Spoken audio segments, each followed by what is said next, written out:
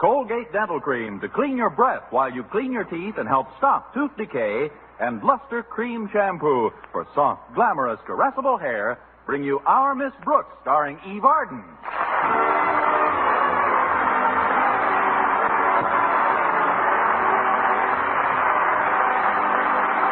It's time once again for another comedy episode of Our Miss Brooks, under the direction of Al Lewis. Well, the schools have been closed during the Christmas vacation. And our Miss Brooks, who teaches English at Madison High School, has spent hers quite enjoyably. Yes, indeed. During the days preceding Christmas, there was the thrill of wondering what kind of gifts I'd receive. Then in the days following, there's been the thrill of wondering what I'd get in exchange for the Christmas gifts I received. By last Thursday, though, I had made up my mind and paid a visit to the exchange counter of Sherry's department store. Pardon me, are you in charge here? Yes, ma'am. Dale is the name, Rex Dale. And who might you be? I might be Mrs. Boynton if I keep my New Year's resolution. Right now, the name is Constance Brooks. Several of my friends have purchased gifts here that I'd like to exchange. I see. First of all, there's the plastic monstrosity in this box. That doesn't seem quite the way to talk about a gift from a friend, Miss Brooks. This happens to have been presented to me by my principal, Mr. Conklin. And believe me, it's terrifying. No Christmas present freely given should be referred to as terrifying. Here, I'll open the box for you. There. What in the world is it? It's a figure of Atlas carrying a globe. Only the globe is built in the shape of a round house, which tells the changes in the weather by a small man and woman who pop out of their respective doors when you least expect them. But what's this on the back of the figure? He seems to have a red spine. That's a thermometer. And dangling from the thermometer is a small alarm clock. Oh, now I recall this item. It must be quite popular. The gentleman who bought it ordered 6 of them. He said he was giving them to several members of the faculty. Well, there must be some place you could use it. Mr. Dale, this sort of thing was old-fashioned when Grandma was a girl. Where could it possibly fit in the modern home? Well, let's see. Do you have a fireplace in your living room? Yes, and I thought of the fireplace myself, but plastic doesn't burn very well. I was thinking of the mantelpiece. Couldn't you put it up there? I tried that, too, but my landlady keeps a canary in a cage on the mantelpiece. Well, isn't there room for them both? Yes, but I don't believe in being cruel to our feathered friends. The first time I put this thing next to the cage, the canary took one look at it and fell head first into his bird bath. Now, if you don't mind, I'd like to exchange this for some lingerie. Well, if you insist, Miss Brooks, I'll give you this credit slip. Just show it to the clerk in the lingerie department. Oh, before you make it out, there's something else, Mr. Dale. These earrings were purchased here, too. Oh, what's wrong with them? They're a trifle too ornate for me. Oh, nonsense. They're beautiful. Just look at the workmanship in those exquisite brass crowbars. I'm afraid they're a little too heavy for me, Mr. Dale. Heavy? Well, let me heft them. All right, I'll put one on the counter. Here. Yes, they are a bit substantial, aren't they? Substantial. They pull my ears down so far, I look like a cocker spaniel. I'll just get a nice manicure set instead. Very well, Miss Brooks. Anything else? Not much. I'd like to exchange this pen and pencil set for some stockings and these slippers for a handbag. Miss Brooks, wasn't there anything you received for Christmas that pleased you? Oh, yes, Mr. Dale. I have a blue and white scarf that I'm just delighted with. And who bought that for you? I did. Now, if you'll give me those other exchange slips, I'll get the rest of my unshopping done.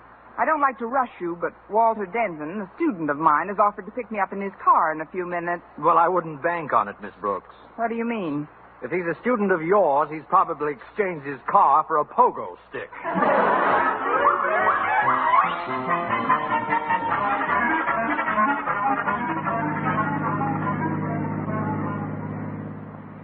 It was nice of you to interrupt your holiday to give me this list, Walter. For you, Miss Brooks, my Yuletide spirit knows no bounds. What kind of Yuletide did you have, Walter? Oh, magnificent, Miss Brooks. Oh, you should have seen my house. The spirit of giving was rampant. The gifts for everybody all over the place. Sounds wonderful. Yeah. The Horn of Plenty was really loaded this Christmas. Well, you can't blame your father for relaxing on a holiday.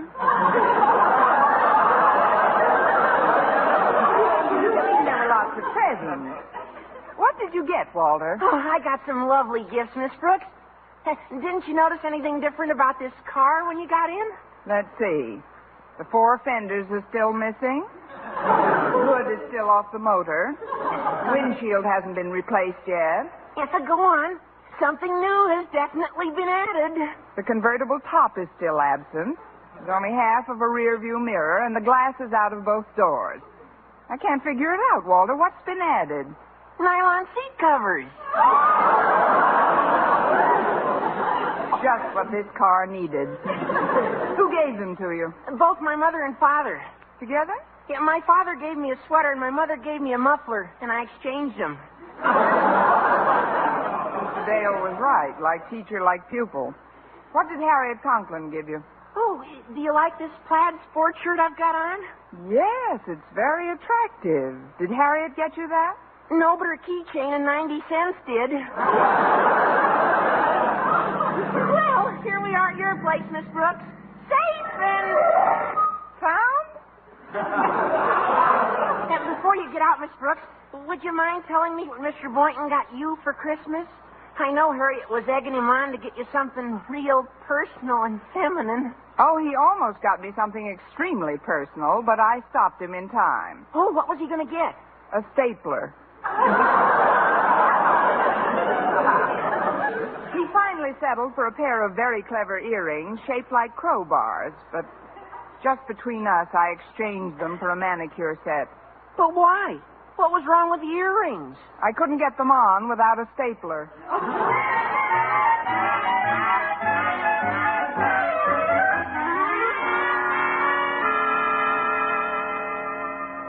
Well, Connie, did you get all your exchanging done? Yes, Mrs. Davis, I got some wonderful things. Good. I'm glad to see you looking so chipper. You seemed pretty blue last night when Mr. Boynton broke a date with you. He couldn't help it, Mrs. Davis. He had to attend a meeting of the biology club. Besides, I enjoyed the movie I saw very much. What did you see, Connie? Born Yesterday with Judy Holliday, Brod Crawford, and Bill Holden. Well, if they were all there, you couldn't have missed Mr. Boynton too much. Well, before I forget, Connie, Mr. Conklin called twice while you were out. Mr. Conklin? What did he want? I'm not sure, Connie, but it's about some kind of a report or something. He wants you to help him with it. But this is my vacation. If he calls again, please tell him I'm out. Oh, I'm afraid you'll have to tell him yourself, dear. I'm going out in the garden. One of our crawling vines has tripped over the garage door.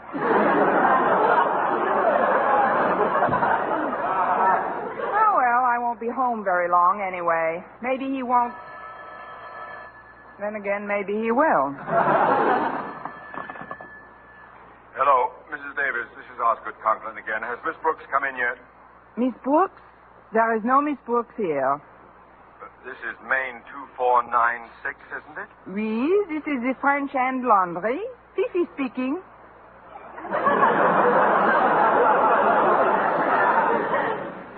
Fifi? The girl in charge of the mangle. Who are you look for, monsieur? I'm looking for a school teacher named Constance Brooks. A school teacher? Ooh la la, you got the wrong number. Well, that's a reprieve for a while. Mrs. Davis! Mrs. Davis! Mrs. Davis! Oh, dear, she's out and back. Hello? Hello. This is the One Question for 1,000 program. We're trying to contact Miss Constance Brooks. What? If Miss Constance Brooks can answer one simple question, we have $1,000 in cold, hard cash waiting to be sent to her. $1,000? This is Miss Brooks. Are you absolutely certain you are Miss Brooks? Of course. What's the question? The question is, how could you and the French hand laundry have switched phone numbers so quickly?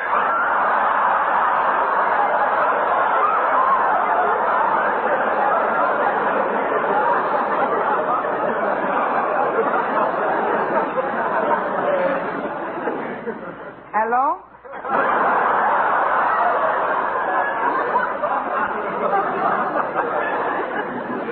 Get away from that mangle, Fifi. Or I'll really take the starch out of your sail. Hello? Isn't this Mr. Conklin? I guess you must have gotten our party line, sir. All right, Miss Brooks. We'll forget your little impractical joke. The reason I called is to thank you for your Christmas gift to me. Oh, it was just a little remembrance, Mr. Conklin. You couldn't have chosen a more perfect reminder, Miss Brooks. 2 big, heavy bookends. They just seem to sense that we haven't had any personal contact since Christmas. And yesterday, as if by magic, one of them toppled off the table and landed on my foot. It was like old times. I'm sorry, Mr. Conklin. If you'd rather have something else, I could... wouldn't part with those bookends if they eat up half my salary in Band-Aids. See, Miss Brooks, in spite of your raffish and undisciplined displays of wit, I feel that you, like myself, are basically a sentimental person. When I receive a present, I feel it's a token of someone's affection, and I wouldn't dream of exchanging it for anything else. I presume you feel the same way? Hello? I mean, certainly, Mr. Conklin. By the way, Miss Brooks, how did you like my gift to you? Oh, stunning, Mr. Conklin. You know, for the longest time, I couldn't decide whether to buy something ornamental or utilitarian. Then I saw that figure of Atlas.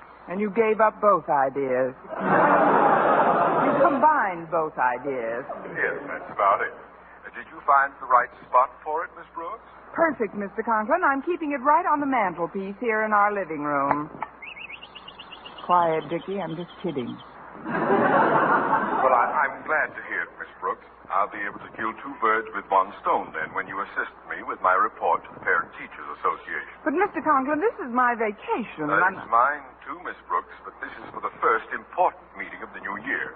So I'll be over to your place in about an hour, at which time I can see how effective my Atlas looks in your living room. But, Mr. Conklin, you can't come here. The house is a mess. Mrs. Davis is in the midst of her spring cleaning. Spring cleaning? But this is the middle of the winter. I know, but she likes to give herself plenty of time. If you don't believe she's doing her spring cleaning, you can ask her yourself, Mr. Conklin. Mrs. Davis! Mrs. Davis! Sorry, sir. She must be out in the kitchen dyeing Easter eggs. Well, tell her to save me a pink one. I'll be there in an hour. Oh, no. This is a fine spot to be in. Did you call me, Connie? It's too late now, Mrs. Davis. Too late for what? For me to get down to Sherry's and get Mr. Conklin's present back. He's coming over here in an hour to give me some dictation, and he expects to see it on the mantelpiece. Oh, forgive my absent mind, Connie, but there were so many gadgets here around this Christmas that I just don't remember Mr. Conklin's gift. What was it? A plastic figure of Atlas with a big globe on his head that tells the weather, and a thermometer spine, and also an alarm clock. Oh, where in the world is the alarm clock? You wouldn't believe me if I told you.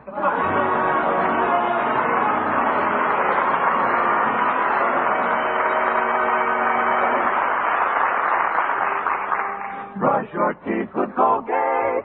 Colgate Dental Cream. It cleans your breath. Water toothpaste. Water cleans your teeth. Colgate toothpaste. Cleans your breath. Water toothpaste. Water cleans your teeth. Colgate Dental Cream cleans your breath while it cleans your teeth. And the Colgate way stops tooth decay best. No other dentifrice, ammoniated or not, offers such conclusive proof. And you should know that Colgate, while not mentioned by name, was the only toothpaste used in the research on tooth decay recently reported in Reader's Digest. So always follow the Colgate way to clean your breath while you clean your teeth and stop tooth decay best. Brush your teeth with Colgate. Colgate Dental Cream. It cleans your breath. Water toothpaste. While it cleans your teeth. And the Colgate way stops tooth decay best.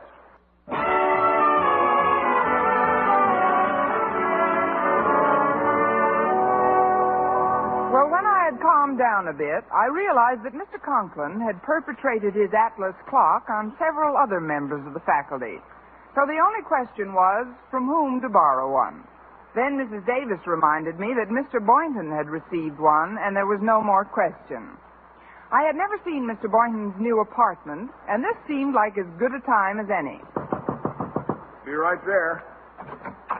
Well, Miss Brooks, this is a surprise. Come on in. Thanks, Mr. Boynton. Here, let me take your coat. All right. So this is your new apartment. May I look around? Go right ahead. Aren't you coming with me?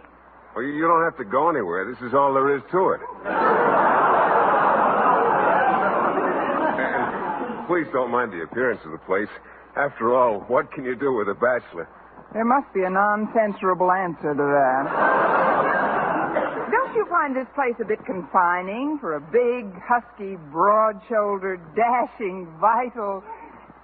I forgot what I started to say. You were wondering if I found this apartment confining. Actually, I don't, Miss Brooks. I don't spend very much time in it, but when I'm here, I rather like the compactness of it. Of course, it's different with a girl. I don't suppose you'd care for a tight squeeze. Try me.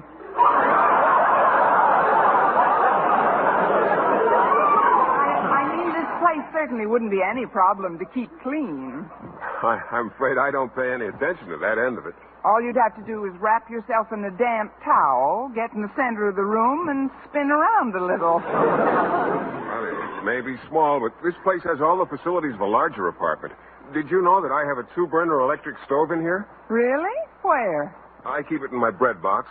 Oh, in the kitchen. No, there's no kitchen. I just keep the bread box in the refrigerator. I give up. Where's the refrigerator? In the closet. Just open that door on your left. All right.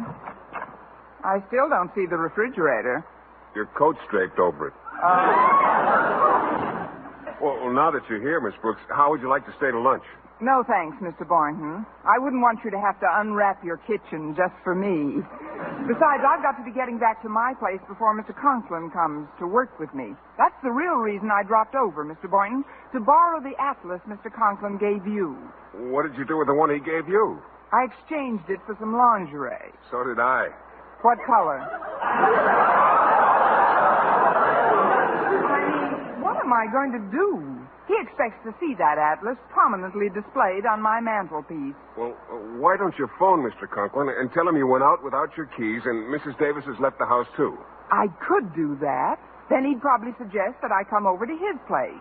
That wouldn't be so bad. Well, I don't have my phone in yet, Miss Brooks, but right on the corner there's a gas station or a candy store you can call from. I'll use the gas station. I'm on a little bit of a diet. Oh, before you go, Miss Brooks, I haven't seen you wear the earrings I got you for Christmas as yet. You will put them on for New Year's Eve, won't you? New Year's Eve? Oh, yes. I've gotten hold of an extra ticket to the biology club dance. I took it for granted that you'd tag along.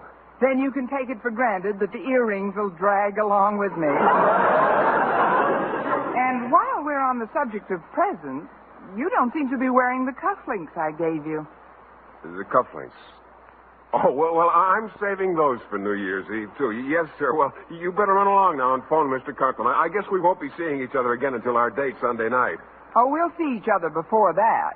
When? It all depends on what time we both arrive to exchange our exchanges at the exchange counter.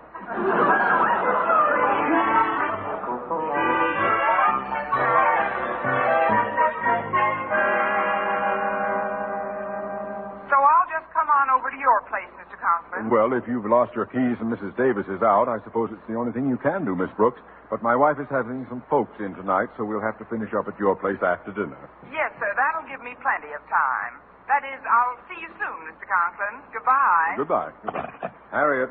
Oh, Harriet. Here I am, Daddy. What can I do for you? Do you know what's been done with those 2 monstrosities that Miss Brooks gave me for Christmas?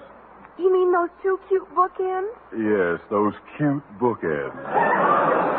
2 green midgets with purple beards shoving their shoulders against yellow wheels. Last time I saw them, your mother was cracking walnuts with them. Gosh, Daddy, Mother told me she exchanged them for a vase. What? But Miss Brooks is coming over here to work. She'll expect to see those twin nightmares on my desk. Well, there's only one thing I'll do. I'll run down to Sherry's and try to get them back before she comes.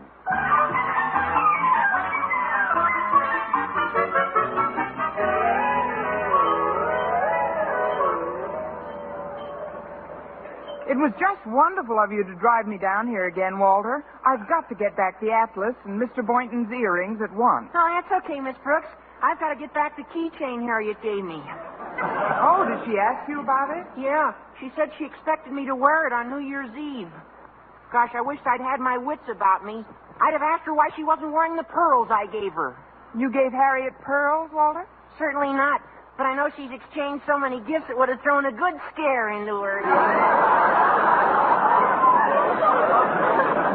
Well, it's too bad about the keychain, Walter. The shirt you exchanged it for looked lovely on you. Yeah, it did, didn't it? Oh, the thought of exchanging it distresses me deeply. I guess I'm just a sentimentalist at heart, Miss Brooks. A sentimentalist? Yes. When a person near and dear to me gives me a present, I hate to exchange it more than once. Well, here's the counter. How do you do, Mr. Dale? Remember me? Now, don't tell me. Let's see. Oh, of course, you were the lovely lady who almost gave me a nervous breakdown this morning. And remember me? Certainly. You gave me a nervous breakdown yesterday. Oh, look, you two aren't going to start all over again, are you? No, Mr. Dale. This time it's going to be very simple. Oh, good. I'd like to turn in some lingerie and get back my atlas. But this morning you were practically livid about this. That was this morning. Then I'd like to turn in my manicure set and get my earrings. Yeah, and I'd like to turn in my sports shirt and get back my keychain. I have a dispatch for you both. I'd like to turn in this job and get back my sanity. I'll make out your exchange slips in just a moment. But first, Miss Brooks, you've got to do me a small favor. What is it? Just stand behind this counter for one moment while I go out for a smoke. I'm beginning to feel my nerves nibbling at the base of my skull like mice. Oh, but Mr. Dale, There won't be too many customers at this time of day, but if anyone does come over, just be courteous. By that I mean be sure to say please when you ask them to drop dead. Oh, he'll never make a good exchange clerk. Too sensitive. Well, while we're waiting for him, I'm going to look at some sports equipment over in the next aisle. But you can't leave me behind this counter all alone, Walter. Why not? It might open up a whole new career to you. Especially if you don't get Mr. Conklin's atlas back in time. Now listen, Walter, I'll see you later, Miss Brooks. And don't forget to say please. Oh, dandy. This is turning out to be some vacation. Oh, pardon me, miss, but I'd like to swap this penknife for Miss Brooks. You can't have Miss Brooks for that penknife. What in the... Mr. Boynton. Oh, I was just going to say blazes. Oh, then go right ahead. What in the blazes are you doing behind this counter? I'm just pinch hitting for a busy friend. A busy friend? Yes, he's brushing some mice off the base of his skull.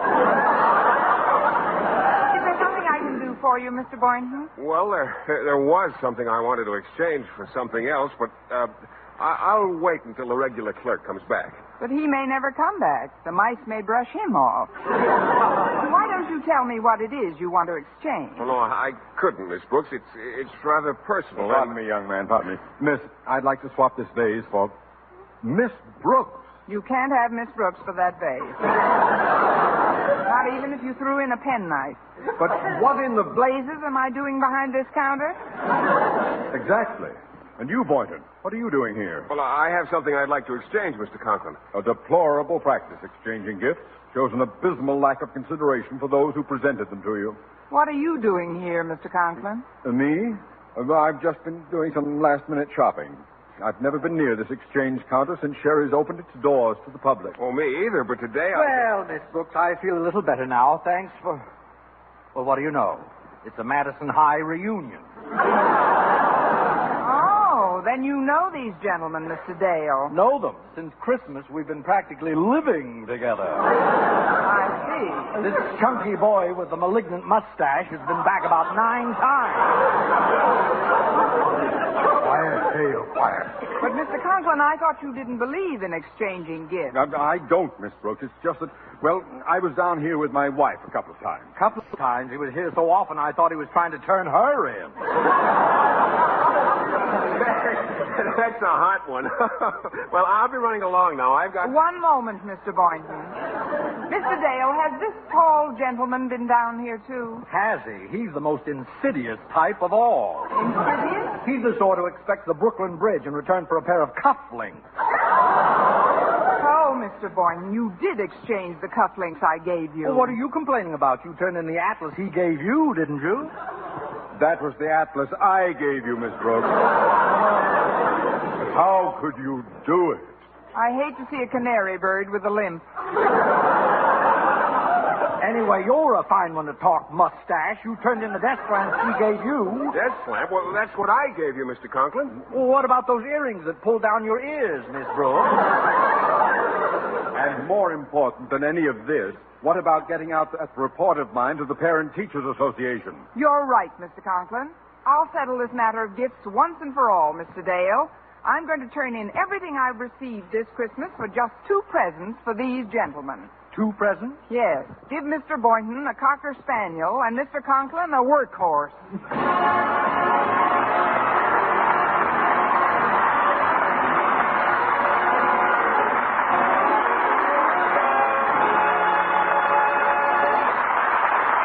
And now, once again, here is Eve Arden.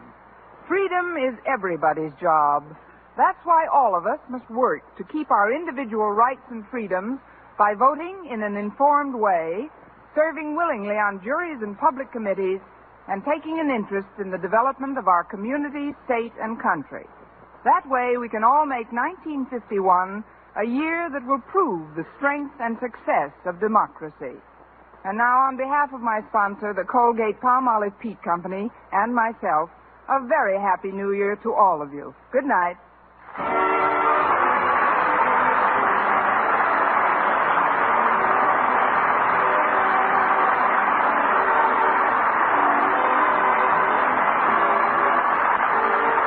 This is Vern Smith reminding you to tune in next week to another Our Miss Brooks show, brought to you by Luster Cream Shampoo for soft, glamorous, caressable hair, and Colgate Dental Cream to clean your breath while you clean your teeth and help stop tooth decay. Our Miss Brooks, starring Eve Arden, is produced by Larry Burns, written by Al Lewis and Arthur Alsberg, with the music of Wilbur Hatch. Mr. Boynton is played by Jeff Chandler, Mr. Conklin by Gail Gordon. Others in tonight's cast were Jane Morgan, Dick Crenna, Gloria McMillan, and Joseph Kearns.